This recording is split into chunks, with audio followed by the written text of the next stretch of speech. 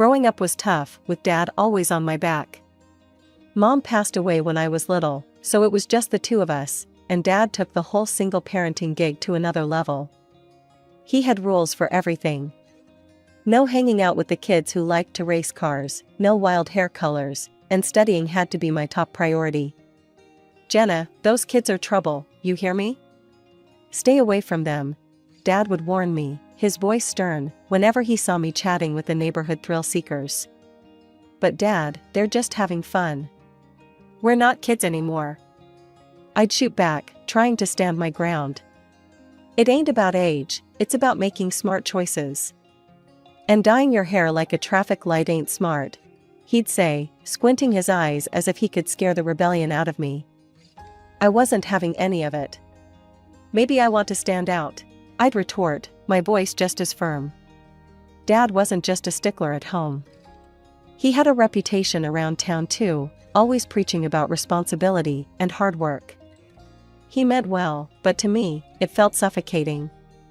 Every time we clashed, which was often, I'd pack a bag and storm over to Aunt Marie's place. She was Dad's younger sister, lived a few blocks away, and was the exact opposite of him, easygoing and always with a smile. "Aunt Marie, why can't he just chill out?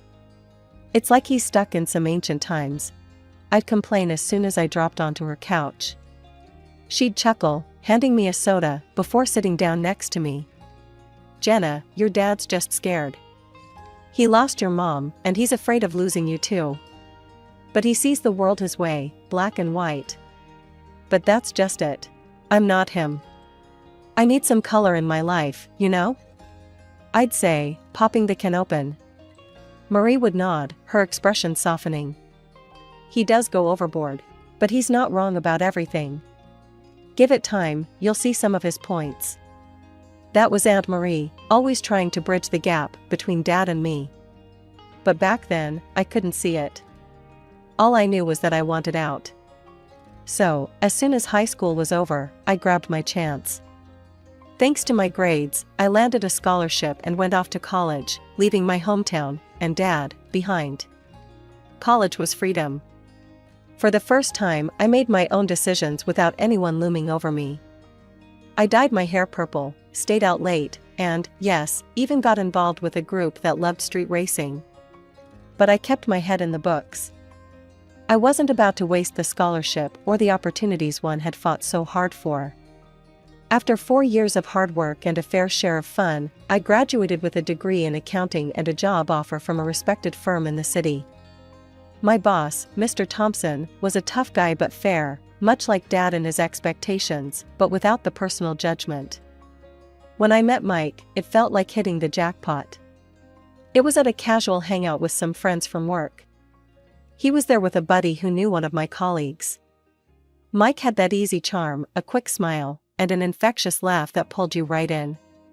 We got talking, and it turned out we had a ton in common, both mad about classic rock, both foodies, and both into old movies. "Ever seen Casablanca?" he asked, eyes lighting up as he took a sip of his beer. "Are you kidding? Here's looking at you, kid," is my go-to toast. I laughed, thrilled to meet someone who shared my quirky interests. We hit it off immediately, and before long, we were inseparable. Dating Mike was a whirlwind of dinner dates, movie nights, and lazy weekends just lounging around. 6 months later, we were married. It felt right, like everything was falling into place. The first year was bliss. We talked about everything, made decisions together, shared our dreams and our bank accounts. I felt like I finally had the partnership I craved, equal, open, just perfect. But then, things started to change. It began subtly. One night, as I was getting ready to meet some friends for drinks after work, Mike frowned. "You're going out again? You know, you've been kinda busy lately," he said, his tone more accusing than curious. "Just catching up with the gang. It's been ages," I replied, trying to keep the mood light. "Yeah, but maybe you should chill on the outings. We could use some us time," he insisted, not really asking but telling. I paused, a bit thrown off. "Sure, we can plan something for the weekend?" It didn't stop there. Mike's suggestions became rules. He started expressing his concerns about the time I spent with my friends and even my workmates. Then came the big ask. One evening, Mike was going through our finances, a spreadsheet open on his laptop, his brow furrowed in concentration. "Babe, I've been thinking," he started, not looking up from the screen. "It would make more sense if I managed our finances. Just hand over your account details." I hesitated, surprised. "What? Why? I've been handling my finances since forever. It's just easier this way. I can keep track of our spending and savings. Plus, it's what a husband does, right?" he said, finally looking up at me with a smile that didn't quite reach his eyes. I felt a chill, but nodded, unsure. "Okay, if you think it's best." From then on, Mike took control. He decided where we went, what we did on weekends, and how we spent our money. If I suggested something different, he'd shoot it down. "No, that's not a good idea," he'd dismiss without discussion. As months passed, I found myself fading into the background of my own life. My friends stopped calling so much, knowing I'd likely say no.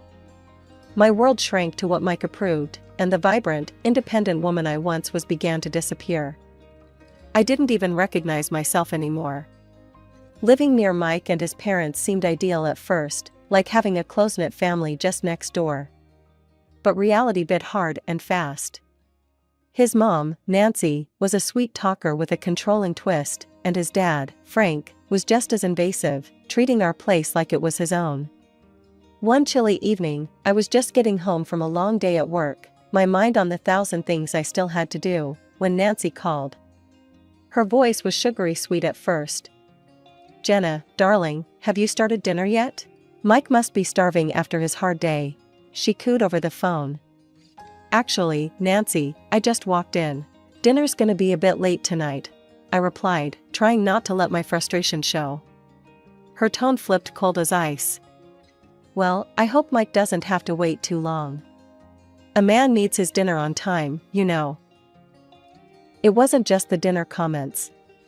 Nancy believed Mike should be pampered because his job was supposedly more demanding, despite us both working full-time. Her idea of fairness was skewed wildly in her son's favor. I was expected to handle everything else, cooking, cleaning, and then some. It didn't stop at our home either. Nancy had me over at their place regularly, pushing a broom or a mop into my hands the moment I stepped through the door. And Frank? He was no better. Weekends were his domain apparently. He'd show up at our house first thing Saturday morning, remote in hand, ready to take over the living room. The TV volume cranked so high it made the windows rattle. He'd settle in like a king. "Jenna, where's the beer? I thought you'd have stocked up for the weekend," Frank would bellow from his makeshift throne. "It's in the fridge, Frank," I'd call out, trying to hide my annoyance. Frank would grumble something under his breath about kids these days as he raided the refrigerator, leaving a trail of crumbs and empty bottles in his wake. Mike never said a word against it, always shrugging off my complaints. It was exhausting. Between my job, keeping our home, and catering to the whims of my in-laws, I was stretched thin. I began to lose pieces of myself, my time, and my sanity to their endless demands. Things at work took a sharp turn when my company decided to absorb a smaller firm. The accounting department there was a mess, a tangled web of inaccuracies and outdated systems. It fell on me to sort it all out, which meant long hours and even more stress. Coming home late became the norm rather than the exception. One particularly grueling evening, I got home to find Mike lounging on the sofa, flipping through channels, the dinner table untouched and empty. "Where's dinner? You know I get hungry after work," he complained without even looking my way.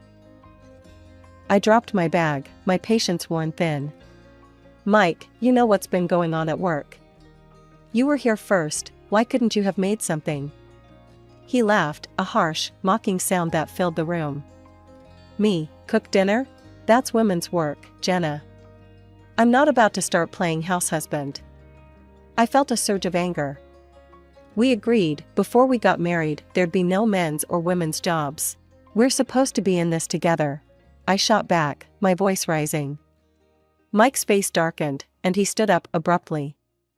"I don't have time for this nonsense," he snapped, grabbing his keys off the counter. "Where are you going?" I demanded, but he was already heading for the door. "Out. Away from this." He threw over his shoulder, and then he was gone. He disappeared for days. No calls, no texts, just silence. I was left alone, wrestling with my escalating workload and the crumbling facade of my marriage. When he finally came back, he acted as if nothing had happened, ignoring the strain and tension between us. Around that time, I received some good news at work. My efforts hadn't gone unnoticed, and I was promoted with a significant salary increase. I was over the moon, until I shared it with Mike. "That's great, babe," he said, a too quick smile flashing across his face. "Guess what? I'll quit in a week. No point in working now that you're making enough for both of us." I stared at him, stunned. "What? Mike, we need to discuss this together?" He shrugged, completely unconcerned. "You're making plenty. I can finally relax a bit." The next day, I went to work early, the weight of my thoughts heavier than ever. I stayed late again, my mind buzzing with figures and files, but also with a growing resolve. When I finally got home, Mike was waiting, his expression sour. "You're late again. Where's dinner?" he started in immediately. I took a deep breath, my decision clear in my mind. "Mike, we need to talk. This isn't working. I can't be the only one trying here." He scoffed, crossing his arms. "So what are you saying? You want a medal for working hard? Come off it, Jenna." "No, I want a partner. Someone who stands with me, not on me," I said, my voice steady despite the storm inside. Mike looked at me, really looked, and for a moment, I thought I saw a flicker of understanding. But then it was gone, replaced by the stubborn set of his jaw. "If you can't handle this, maybe you shouldn't have taken that promotion," he retorted coldly. Then he grabbed his jacket and slammed the door behind him. 9 months had slipped by, months where I found myself trapped in a life I never envisioned. Mike never went back to work. Instead, he filled his days meeting with friends and often stumbled home late, reeking of booze. Each time I dared to question him, he'd explode in anger, retreating to the sanctity of his parents' home where he was still treated like a child rather than a grown man. "You're being too hard on him, Jenna. You should be supporting your husband, not tearing him down." Nancy, his mother, would screech over the phone whenever he ran off to them. "I'm supporting the whole family, Nancy. What more do you want from me?"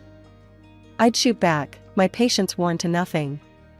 It wasn't just supporting Mike, his parents had grown dependent on me too. Small amounts of money were frequently requested, money for groceries, money for bills.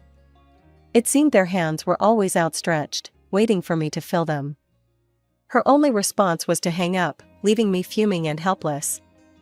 One day, amidst this ongoing storm, I received a call that shattered the uneasy calm. Aunt Marie's voice was soft but strained as she relayed the news of Dad's passing. My world stopped. The last time we spoke, we had argued, silly things, youthful pride clashing with his rigid ways. I never got the chance to make peace. "Can you come with me to the funeral?" I asked Mike, a desperate plea for some semblance of support. He barely glanced up from the TV.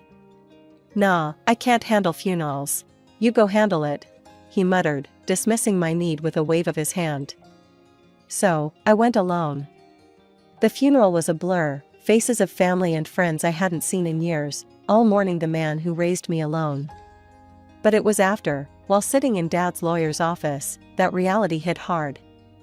Dad had left me everything, his house and savings, a total of $250,000.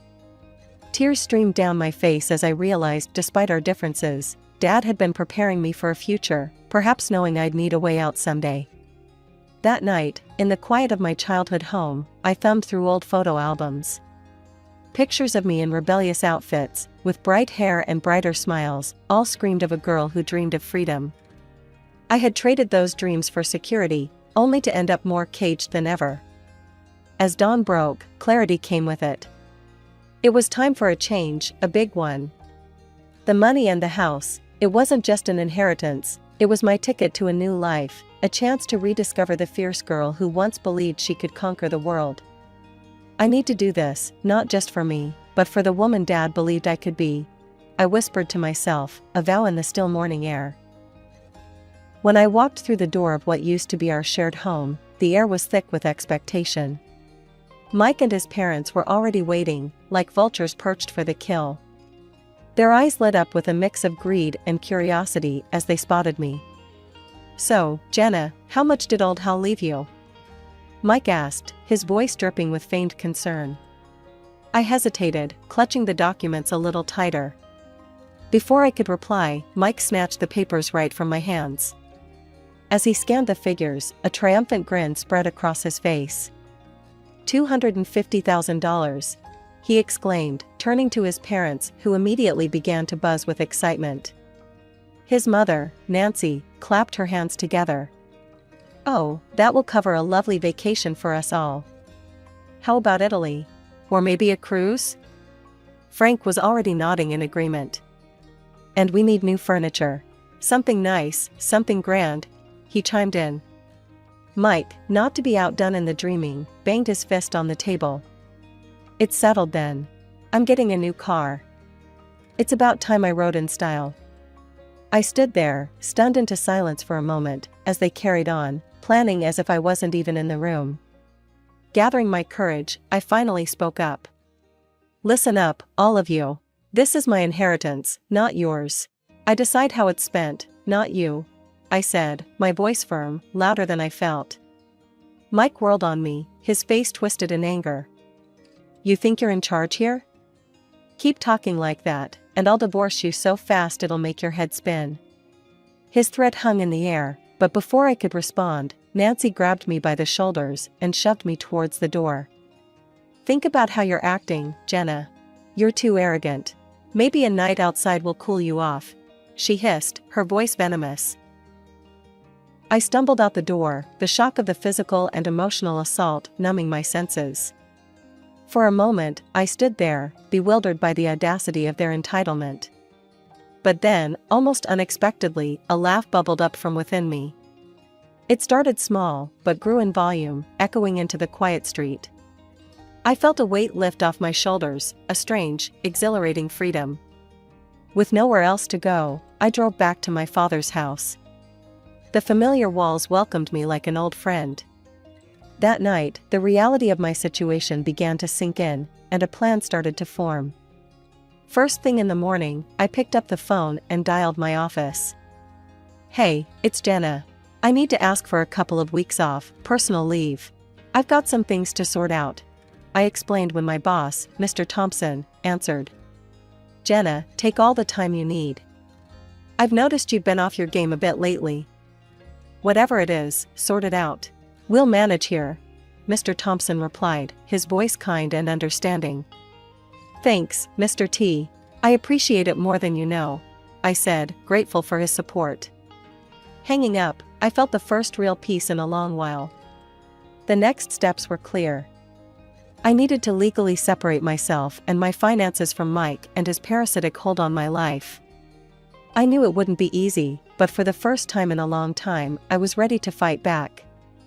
I was sipping coffee from Dad's favorite mug, enjoying the quiet of the morning, when my phone began to buzz relentlessly on the kitchen counter.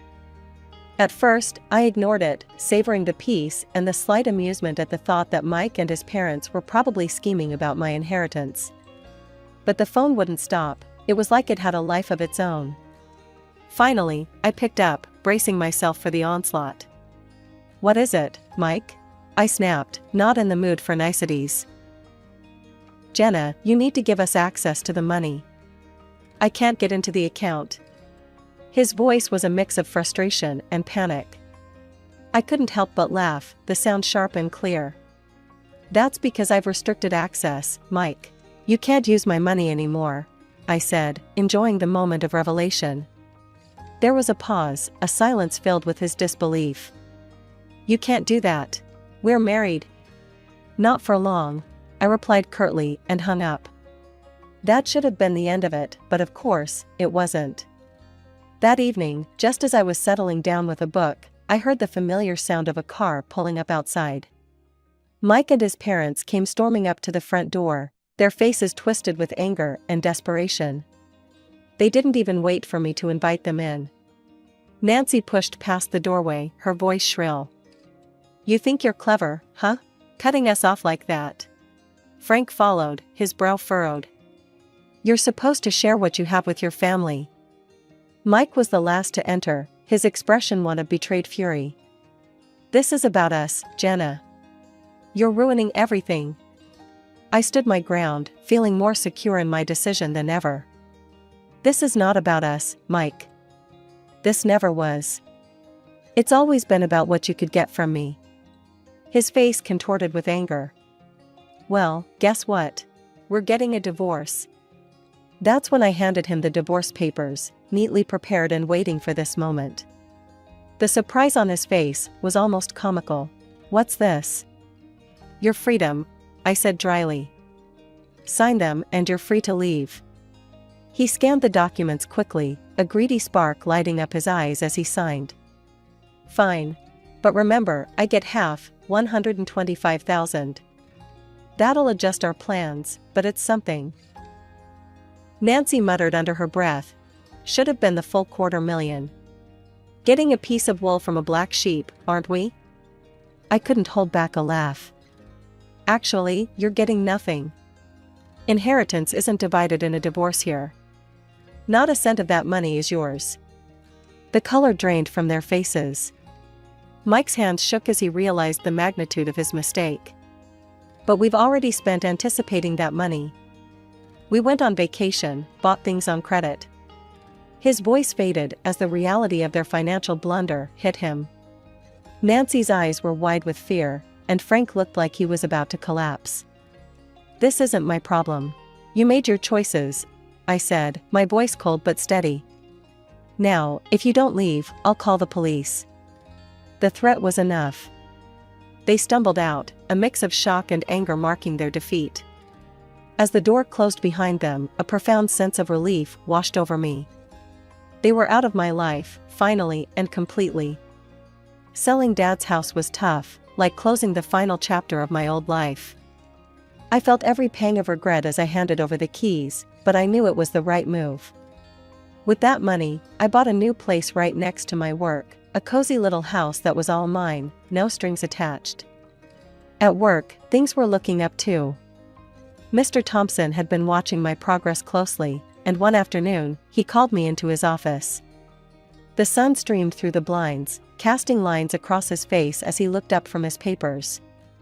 "Jenna, you've been pulling in some impressive numbers, and your leadership hasn't gone unnoticed," he started, his tone serious but warm. I stood there, hands clasped in front of me, waiting. "I want to offer you the position of deputy director. You've earned it," he said, his eyes steady on mine. "Thank you, Mr. T. I won't let you down," I replied, a mix of pride and excitement swelling in my chest. It felt good, really good, to be recognized for my hard work and not just seen as a bank account or a maid. Meanwhile, Mike and his parents' situation had taken a nosedive. They were buried in debt after their reckless spending spree, hiding from creditors who weren't too pleased about unpaid bills. They had to sell their house, but even that wasn't enough to cover their debts. Last I heard, they were cramped in a small rented apartment, all of them working odd jobs, just to make ends meet. One evening, my phone rang, and Mike's name flashed on the screen. Curiosity got the better of me, and I answered. "Jenna, listen, I've been thinking a lot," he started, his voice shaky. "I made a mistake. A big one. I want to make things right. Maybe start over?"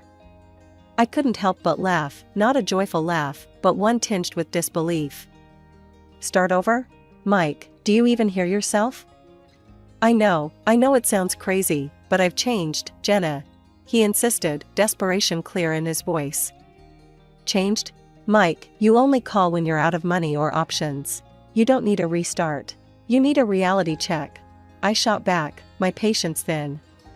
And with that, I hung up. I realized then that I was truly free, not just from Mike, but from the hold his family had on me, from the life I was forced into. Now, I really understand what Dad tried to teach me all those years.